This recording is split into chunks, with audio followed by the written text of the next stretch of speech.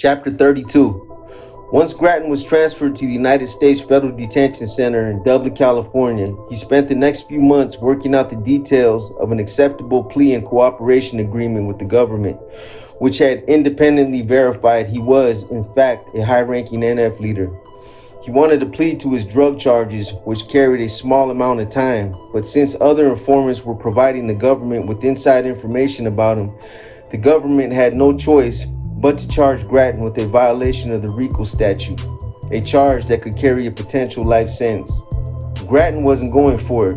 One minute he was looking at 2 or 3 years, and the next thing he knew, he was facing a possible life sentence. That's the banana in the tailpipe. Something was wrong with that picture. He had provided the government with a tremendous amount of inside information, and now he felt as if the old bait and switch trick was being pulled on him. If a reasonable agreement couldn't be reached, he was ready to back out of the deal, and he stopped being interviewed altogether. A compromise amongst the lawyers, however, was finally reached. The agreement, also known as an information, read, United States of America, plaintiff versus Robert Lee Grattan, defendant, information. Oh, here we go with this shit.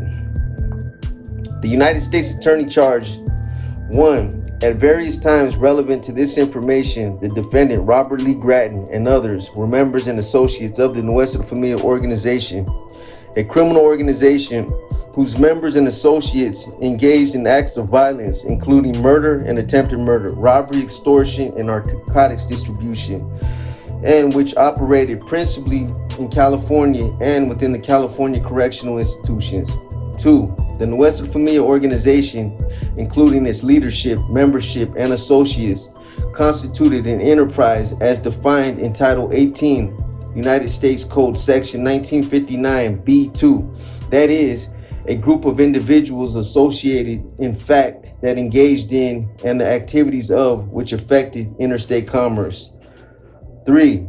The above described enterprise, through its members and associates, engaged in racketeering activity as defined in Title 18, United States Code Sections 1959 B1 and 1961 1, namely acts involving murder in violation of California Penal Code 187, murder, and 182, conspiracy to commit murder, and narcotics trafficking in violation of Title 21 United States Code Sections 841A1 and 846.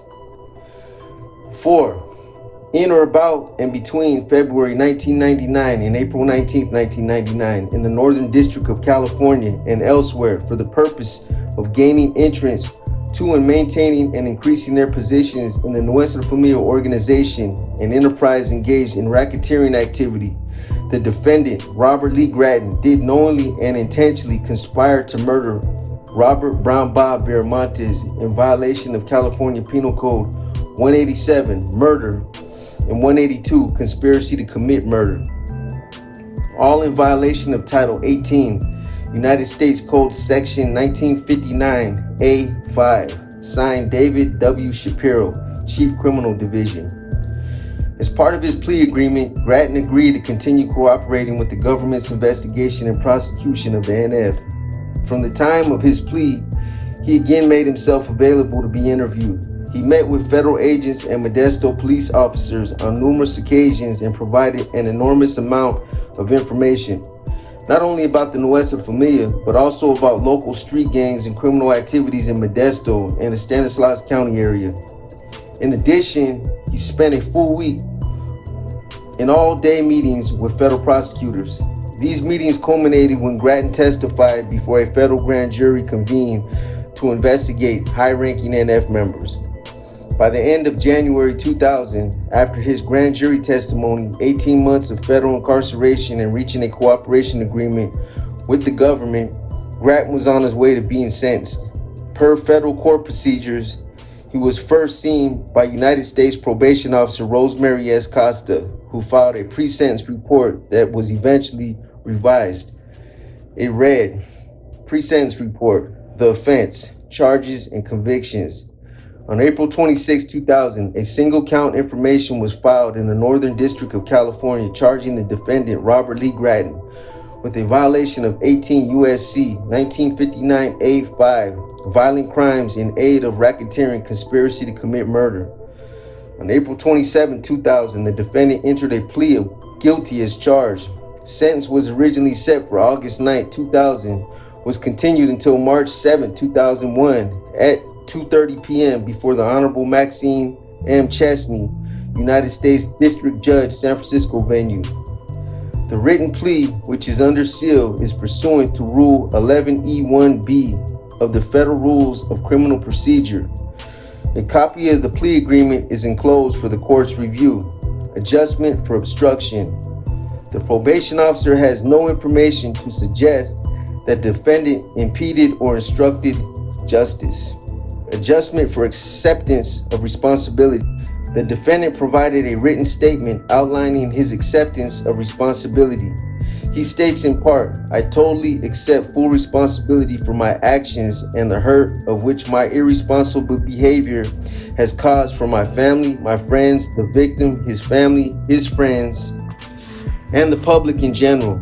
I am truly sorry. I apologize and regret my involvement. I blame my actions on no one other than myself." Further, the defendant has cooperated with authorities and timely notified them of his intention to plead guilty, permitting the government to avoid trial preparation and permitting the court to allocate its resources efficiently. Offense level computation. I mean, come on, man. What does this shit got to do with this dude's story? Why do they put all this? I don't understand why all this extra legal verbiage is interjected into this book, man. I mean, how is this part of the story? It loses you, but I'm gonna continue reading this shit. I think this is just a bunch of fluff to fill pages, man, but whatever. Offense level computation. Adjustment for acceptance of responsibility. The defendant admitted his criminal conduct related to the instant offense. The defendant entered a plea of guilty and has admitted his wrongdoing and expressed remorse. Therefore, based on his affirmative acceptance of responsibility, he is given a reduction of 2 levels pursuant to USSG E11A. In addition, Mr. Grattan timely provided information to the government concerning his own involvement in the offense and timely notified the authorities of his intention to enter a plea of guilty, thereby permitting the government to avoid preparing for trial and permitting the court to allocate its resources efficiently. Pursuant to USSG 3E1, 1B1, and 2, the offense is decreased an additional 1 level. Total offense level 40. Sentencing options. Custody. Statutory provisions. The maximum term of imprisonment is 10 years for a violation of 18 U.S.C. 1959A5.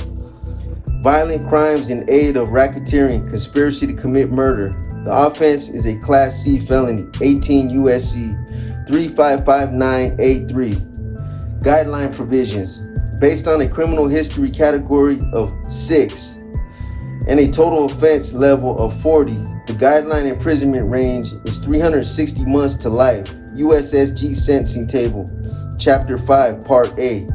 However, pursuant to USSG 5G1 1A, where the statutorily authorized maximum sentence is less than the minimum of the applicable guideline range, the statutorily authorized maximum sentence shall be the guideline sentence. Supervised release. Statutory provisions. The term of supervised release for a Class C felony is not more than 3 years. 18 U.S.C. 3583B2. The court shall order as an explicit condition of supervised release that the defendant not commit another federal, state, or local crime during the term of supervision and the defendant not unlawfully possess a controlled substance. The court shall also order as an explicit condition of supervised release that the defendant refrain from any unlawful use of a controlled substance and submit to a drug test within 15 days of release to supervision and at least 2 periodic drug tests thereafter as determined by the court for use of a controlled substance. 18 U.S.C. 3583D.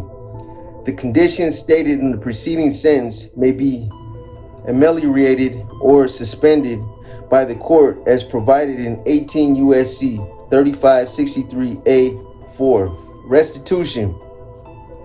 Statutory provisions pursuant to 18 U.S.C. 183663A1. The court shall order, or in lieu of any other penalty authorized by law, the defendant make restitution to the victim of the offense, or if the victim is deceased, to the victim's estate. The defendant is charged in a conspiracy and would be jointly and severely responsible for restitution if the court is so inclined to order such. However, the government has not provided any monetary amount in this matter. Guideline provisions pursuant to USSG 5E1(1)A. In the case of the identifiable victim, the court shall enter a restitution order for the full amount of the victim's loss if such order is authorized under 18 U.S.C. 3663A. Factors that may warrant departure. Mr. Grattan's offense of conviction contains a 10-year statutory maximum which overrides the sentence called for under the guidelines 360 months to life. During Mr. Grattan's months in isolated confinement, he has spent endless hours drafting extensive plans for a gang awareness and education program entitled TAG, an acronym for Teaching About Gangs, which he hopes to start upon his release from prison. Pursuant to USSG 5K2.0 and 18 USC 3553B, the court may depart and impose a sentence outside the range established by the applicable guidelines if the court finds that there exists a mitigating circumstance of a kind or to a degree not adequately taken into consideration by the Sentencing Commission in formulating the guidelines that should result in a sentence different from that described above. It is believed that Mr. Grattan's efforts do constitute extraordinary post-offense rehabilitation and may constitute grounds for a downward departure. Sentencing recommendation. Jurisdiction. The defendant Robert Lee Grattan is before the court having been convicted of violent crimes in aid of racketeering, conspiracy to commit murder. The victim died as a result of the conspiracy to which the defendant pled guilty. Mr. Grattan is a defector from the Nuestra Familia and as such has been branded a traitor by the gang. According to the gang's constitution, members who seek to withdraw from or cooperate with law enforcement investigations and prosecutions relating to the organization will be killed. Mr. Grattan has done both and is now facing admission to the Witness Protection Program to ensure the protection of both himself and his family. The government will be filing a motion pursuant to USSG 5K1(1), which will recognize the defendant's extensive cooperation. Pursuant to USC 3553E, upon motion of the government, the court shall have the authority to impose a sentence below a level established by statute as minimum sentence so as to reflect the defendant's substantial assistance in the investigation or prosecution of another person who has committed an offense. Mr. Grattan has had a troubled youth and adult life as reflected in his prior record beginning in 1980 at the age of 16 for possession of a shotgun. Some of his past problems are rooted in his drug addiction. According to Mr. Grattan, he opted out of the Nuestra Familia before his present conviction. Since his arrest in October 1999, he has been cooperating with authorities. In formulating a recommendation, both mitigating and aggravating factors have been taken into consideration. The defendant served the Nuestra Familia loyally for years. However, once he was out of prison, his enthusiasm for remaining in the organization waned. He then reluctantly participated in the conspiracy. Mr. Grattan, while in prison and in isolation because of his cooperation, has used his time constructively to draft a plan for a gang awareness and education program. It is believed that his efforts warrant a departure under USSG 5K2.0 post-offense rehabilitation, as it is a factor that is present to an unusual degree and distinguishes this case from the heartland cases covered by the guidelines. It is therefore recommended that the court impose a sentence of 96 months and a 36-month term of supervised release. A combination of these two reflects the seriousness of the offense, promotes respect for the law, provides just punishment, and affords adequate deterrence. Based on the seriousness of the offense and his past criminal history, it is recommended that the court impose special conditions, which include search and seizure, drug aftercare, and a condition prohibiting the defendant from possessing a firearm or other dangerous weapons. Voluntary surrender. The defendant has been in custody since his arrest, and although he does not appear to be a flight risk, he is looking at a substantial sentence. Therefore, it is recommended that he be continued to be detained pending designation. Recommendation. It is respectfully recommended that sentence be imposed as follows. God damn. Pursuant to the Sentencing Reform Act of 1984, the defendant Robert Lee Gratton is hereby committed to the custody of the Bureau of Prisons to be imprisoned for a term of 96 months. Upon release from imprisonment, the defendant shall be placed on supervised release for a term of 36 months. Within 72 hours or release from custody of the Bureau of Prisons, the defendant shall report in person to the probation office in the district to which defendant is released. While on supervised release, the defendant shall not commit another federal, state, or local crime, shall comply with the standard conditions that have been adopted by this court, and shall comply with the following additional conditions. 1. The defendant shall pay any fine and or special assessment that is imposed by this judgment and that remains unpaid at the commencement of the term of supervised release. 2. The defendant shall participate in a drug, alcohol, aftercare treatment program, which may include testing to determine whether he or she has reverted to the use of drugs or alcohol, as directed by the probation officer. The defendant is to pay part or all of the cost of this treatment at an amount not to exceed $60 per session as deemed appropriate by the probation officer. Payment shall never exceed the total cost of urinalysis and counseling. The actual co-payment schedule shall be determined by the probation officer. 3. The defendant shall submit his or her person, residence, office, vehicle, or any property under his or her control to a search. Such a search shall be conducted by a United States probation officer at a reasonable time and in a reasonable manner, based upon reasonable suspicion of contraband or evidence of a violation of a condition of release. Failure to submit to such a search may be grounds for revocation. The defendant shall warn any residents that the premises may be subject to searches. 4. The defendant shall not own or possess any firearms, ammunition, destructive devices, or any other dangerous weapons. 5. The defendant shall perform 300 hours of community service work at the direction of the probation officer and specifically to educate youth about the dangers of gang association. 6. It is further ordered that the defendant shall pay to the United States a special assessment of $100 pursuant to 18 U.S.C. 3013A2A, which shall be due immediately. Signed, Rosemary S. Costa, U.S. Probation Officer Guideline Specialist. Costa's report was followed by a few objections submitted by Gratton's lawyer to certain information contained therein, as well as the amount of time recommended by the probation officer. According to federal court documents, the objections were: addendum to pre-sentence report. Objections. Objection number 1. Defense counsel believes that the appropriate cross-reference to USSG 2A-A1 comment N1 should be based on the fact that Mr. Gratton in no way intentionally killed Robert Viramontes and that his involvement in the murder was more akin to a second-degree murder, and the base offense level should be reduced to 33. Government response. The defendant was a co-conspirator in the conspiracy to murder Robert Viramontes for years. By the time of the killing, he may have reluctantly participated in the conspiracy, but his reluctance was not always so.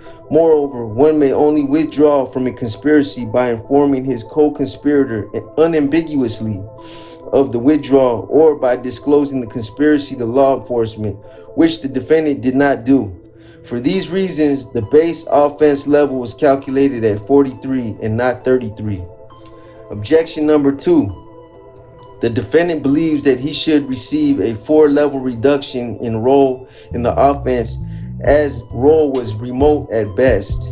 He asserts that his act of providing 50 CDs had any relationship to a murder that was carried out 13 months later, and which no doubt would have been carried out with or without his limited financial assistance. Government response. According to information provided by the government, the defendant was not charged with, and nor did he plead guilty to murder. He pled to a conspiracy to commit murder, and there is no evidence to suggest that his role in the conspiracy was minimal. He served as Gerald Rubalcaba's underboss, participated in the formulation of the conspiracy to kill Robert Viramontes in prison, and served the Nuestra Familia loyally for years. Once out of prison and while on the streets, the defendant continued to assist in the conspiracy by affirmatively assisting in the homicide. For these reasons, the defendant's role does not justify a 4-level reduction and cannot be characterized as minimal. Objection number 3. The defendant asserts that he committed the crime, the conspiracy to commit murder, because of coercion from Gerald Rubalcaba. He purports that he was given a choice to either contribute $1,000 to deal with the Robert Viramontes situation or suffer the consequences. Government response. According to information provided by the government, Robert Grattan pled guilty not to murder but to conspiracy to commit murder, an ongoing crime in which the defendant participated for years and since 1996, and during most of which he was an enthusiastic participant. Moreover, the information suggests that defendant never legally withdrew from the conspiracy. Therefore, the undersigned does not believe that there is jurisdiction for a departure based on these grounds. Objection number 4. The defendant believes that there are grounds for departure based on substandard conditions of pretrial confinement. Because he has been cooperating from the time of his arrest, he has been held in solitary confinement for the last 16 months.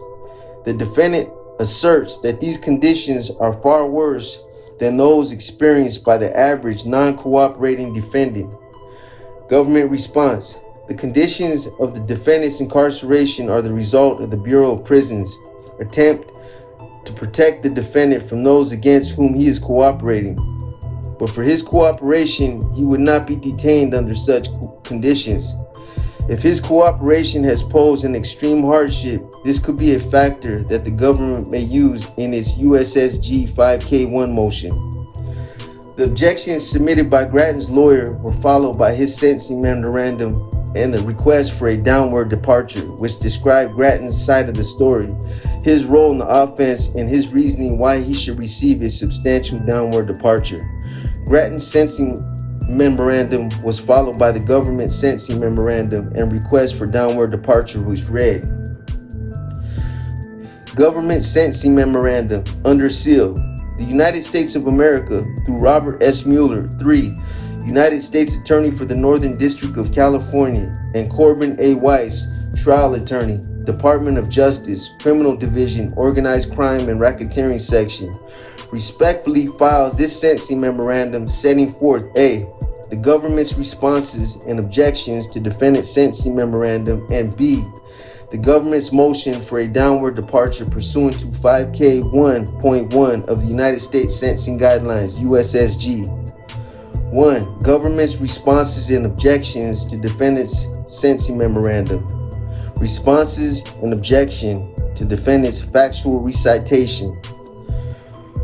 While much of the factual summary provided by the defendant is accurate, portions of it, in our view, create a false impression concerning the general nature and extent of the defendant's criminal conduct and his participation in the NF. For example, defendant avers that even during the heyday of his criminal career, which occurred in the late 80s and early 90s, Mr. Grattan was never more than a small-time drug dealer and a relatively minor criminal. Defendant sentencing memorandum at 4. Defendant informed the grand jury, however, that between 1993 and 1996, while paroled from prison, he earned monthly no less than $10,000 selling controlled substances, and that he purchased Corvettes, homes, and brand new clothes, new TVs, trips, and vacations with the money he illicitly earned. That is not a small-time drug dealer. Moreover, the defendant eventually achieved the rank of Captain Number 3, an underboss within the NF. While in Pelican Bay State Prison, defendant was assigned the responsibility for overall security as regimental commander, meaning that all of the Norteños in his block were under his guidance and control, and that he was responsible for schooling and instructing them in the NF rules, regulations, and codes, including the obligation to murder enemies, traitors, and those who seek to withdraw. Given his influence and responsibilities in this ruthless organization, in absolutely no way can defendant fairly be characterized as a minor criminal. Defendant also seems to imply that he passively and reluctantly permitted others to reel him into the Nuestra Raza and Nuestra Familia, and to promote him, defendant sentencing memorandum at 5-8. However, he informed the grand jury that when asked if he wanted to become an NF member, he replied, yes, because it also gives you more power, more knowledge, insight, and protection. Defendant seems to imply as well that his GUN compact disc was intended simply to make money for himself and to create peace among Norteños who were fighting amongst themselves. Defendant's sentencing memorandum at 11. No doubt, these considerations partially motivated defendant to produce the CD, but so did others. Thus, defendant told the grand jury that the idea was to put a record company together that would unite all the Norteños, which would in turn allow us to mass recruit. Defendant also stated that it would make money. It would allow us to hide our drug money, to launder drug money, and to be used as a front. In sum, defendant was no mere passive participant in the NF over the years. He rose to the level of captain and received the myriad responsibilities entailed by that position because, while incarcerated, he had fulfilled his NF responsibilities enthusiastically, effectively, and impressively. That his enthusiasm for the organization waned after his different releases from prison cannot be denied. At those points, the organization became for him, like so many others, simply a tax on his criminal activities with no significant benefits to him. B. Objection to defendant's request for reduction in base offense level. We object to the base offense level reduction defendant seeks pursuant to Application Note 1, page 2 of 2A.11 of the USSG because defendant's argument is meritless. Section 2A.1.1 applies to the commission of first-degree murder ordinarily. Thus, the section must account for murders which are unintentionally committed but are first-degree murders nonetheless due to the felony murder rule, as in the hypothetical in the application note. The note, however, does not address whether a particular defendant actually personally committed the killing, but only the mental state of the person who did commit the killing.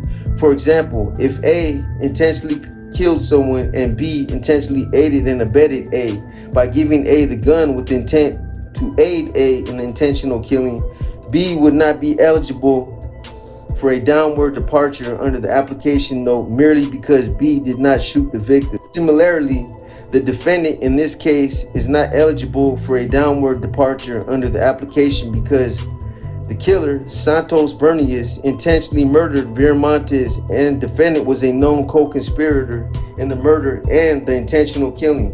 In support of his argument, defendant avers that his participation in the Brown Bob murder was far from intentional. Defendant sentencing memorandum at 22. It is difficult to know what to make of this statement. If defendant is asserting merely that he did not intentionally kill Viramontes, that someone else did, then his assertion does not warrant departure under the application note because his assertion has no legal effect.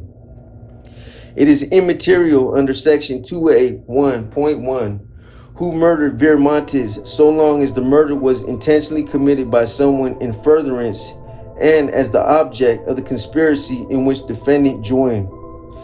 This conclusion is ineluctable. Otherwise, the reference by USSG section 2A.1.5 governing conspiracy to commit murder to section 2A.1.1 governing first-degree murder in cases where the victim is killed, which would make no sense. The inherent nature of a conspiracy is such that co-conspirators normally do not all commit the acts that constitute the crime. On the other hand, if the defendant is asserting by his statement that he did not intentionally join the conspiracy, then he is asserting that there was never a factual basis for his plea to the offense of conspiracy to commit murder in aid of racketeering. Similarly, defendant's assertion that he merely contributed CDs and thus money with which to purchase guns misses the point. That alone constituted aiding and abetting an intentional premeditated murder, but that is not the issue. The issue is merely whether defendant was a co-conspirator in a plot to murder someone who eventually was intentionally killed as a result of the conspiracy. Defendant conspired with others intentionally to kill Viramontes, and Viramontes was so killed. Defendant never legally withdrew or even sought to withdraw from this conspiracy. For all those reasons, we submit application note 1 of 2A 1.1 has no application to this case, and defendant's base level should be 43 as calculated by the probation officer.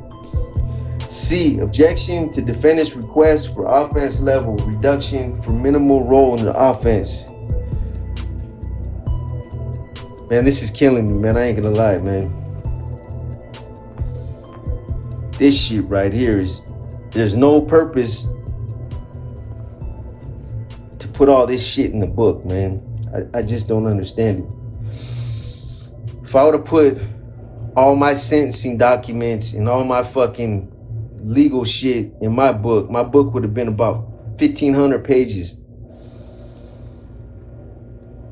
We object to defendant's request for a reduction in his offense level on the basis of his role in the offense pursuant to USSG section 3B1.2. Defendant's role in the murder was not minimal, and more importantly, that is not the issue. Defendant asserts that he provided Jacob Blackie Enriquez the CDs with which Enriquez was to purchase guns to kill Viramontes in February 1998, 13 months before the killing. God damn, man, were they hurting that bad? Where he had to give him some fucking GUN CDs in order to buy some guns to go do the killing? These motherfuckers didn't already have guns out there in Modesto? That's fucking sad, man. This is incorrect. Jacob Enriquez was incarcerated from late 1997 until December 1998. He paroled in late December 1998 and arrived at defendant's house a couple months later in February 1999, 2 months before Viramontes was killed on April 19, 1999.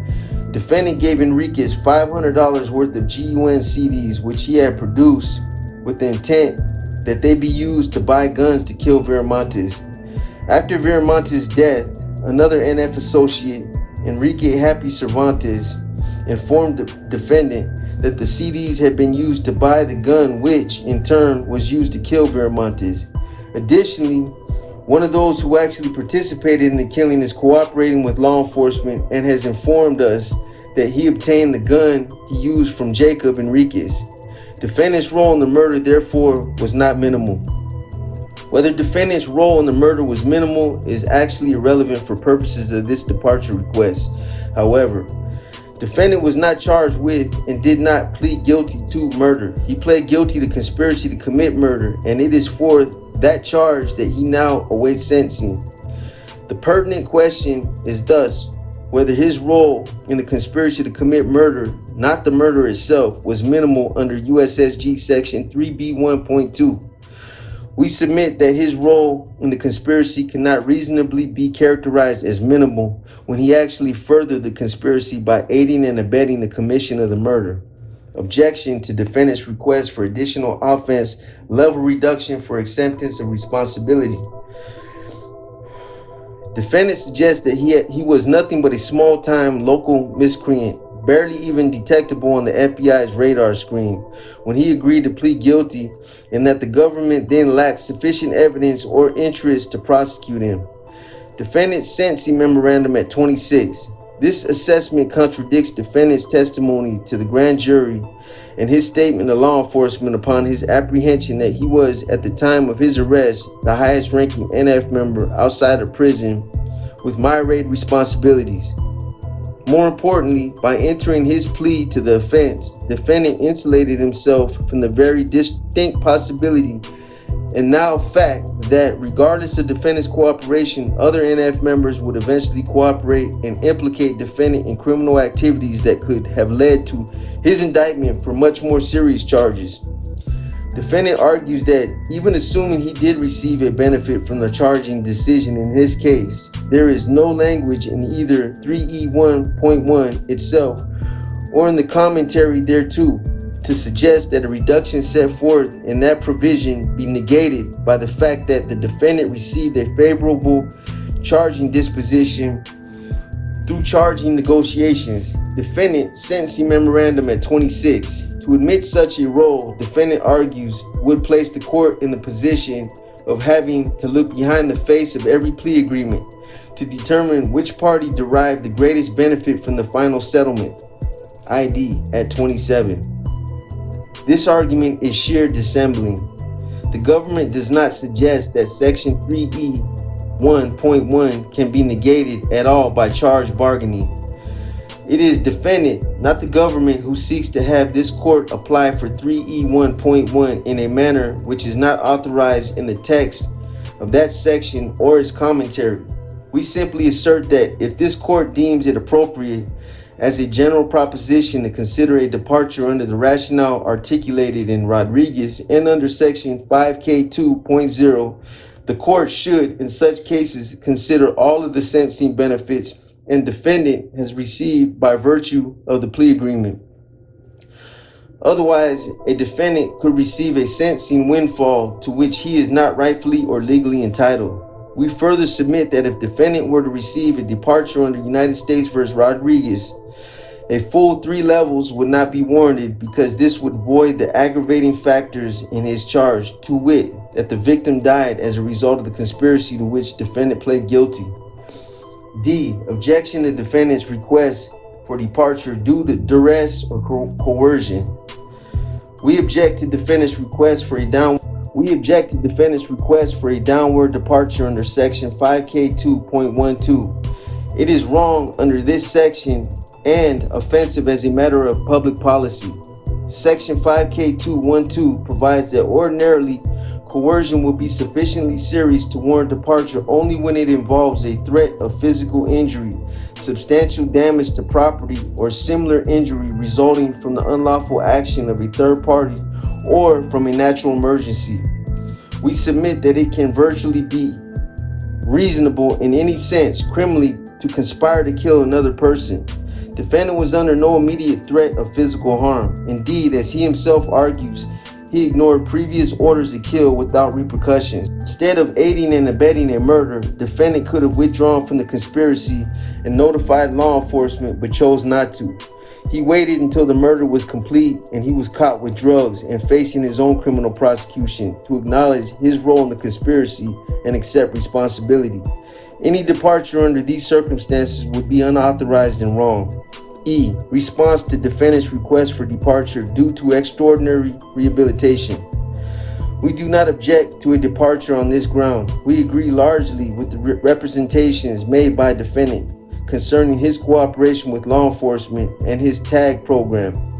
We believe that his efforts do represent extraordinary and a highly successful rehabilitation. 2. Government's motion for downward departure. Pursuant to 5K1.1 and in accordance with the terms of the plea agreement with the defendant, the government moves the court to depart downward from the sentencing guidelines and sentence the defendant to 54 months, 4.5 years imprisonment based on the defendants having provided substantial assistance to the government in the investigation and prosecution of other Nuestra Familia members and associates. This would constitute a 20-level departure from the total offense level as calculated by the probation office, and a 66-month reduction from the statutory maximum sentence of 10 years incarceration.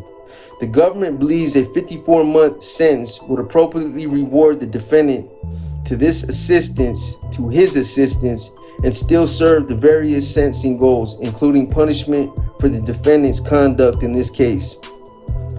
Grattan deserves a significant departure for substantial assistance under 5K1.1. On 3 separate occasions, August 6th and 7th and September 3rd, 1999 in Modesto, California, Grattan sold approximately 1/4 ounce of methamphetamine to a cooperating witness working with the Modesto Police Department.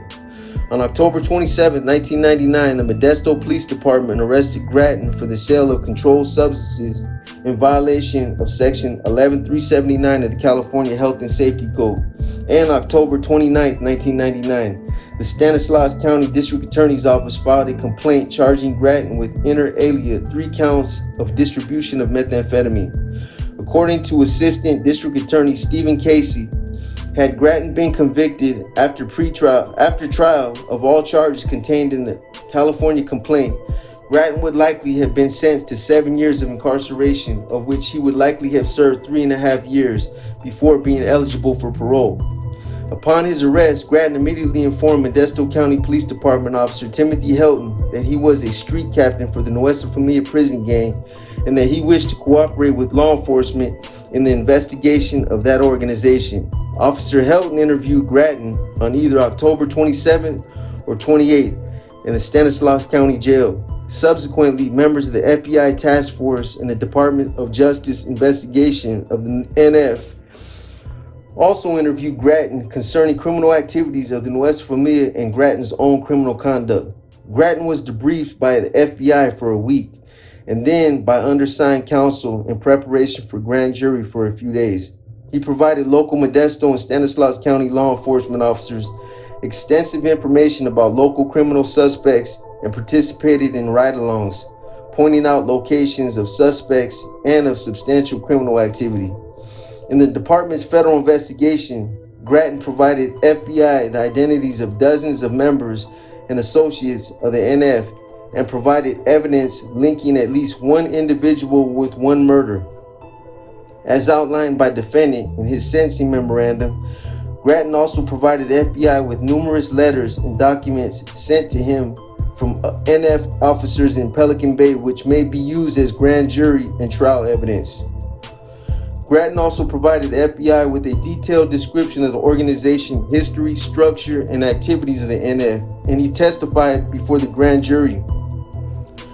Grattan did agree to cooperate and pled guilty to federal charges before being confronted by federal authorities regarding his activities. He has also been extremely forthcoming in his cooperation. So far as we know, the defendant has been consistently truthful and has not committed any other crimes while incarcerated and cooperating. On his own initiative, Grattan also started a program he calls Teaching About Gangs, or TAG. The program entails lectures about gang awareness and education for at-risk community youth. The idea has found enthusiastic endorsement for different law enforcement groups, including officers in the Modesto Police Department and from Watsonville and El Dorado County. Grattan will also be expected to testify in any future trials against various NF members and associates, and any departure awarded by the court now should reflect and include this anticipated testimony. Grattan's cooperation with law enforcement has also created a serious risk to his life and the lives and well-being of his family. Defendant is easily identified as a former member of the NF and will have to be on guard for quite some time. The NF requires that cooperators be killed, and the organization sometimes seeks reprisals against the family members of cooperators. Based on all of the above, the government believes a significant downward departure is warranted in this case and respectfully requests the court to depart downward and sentence Grattan to 54 months incarceration. Before reading the sentencing recommendation submitted by Federal Prosecutor Corbin A. Weiss, Grattan had hoped his cooperation would warrant a sentence of time already served. Federal prosecutors with blessings from the Federal Probation Department felt differently. He was now preparing himself for the 10-year maximum sentence Federal District Court Judge Maxine Chesney could possibly impose.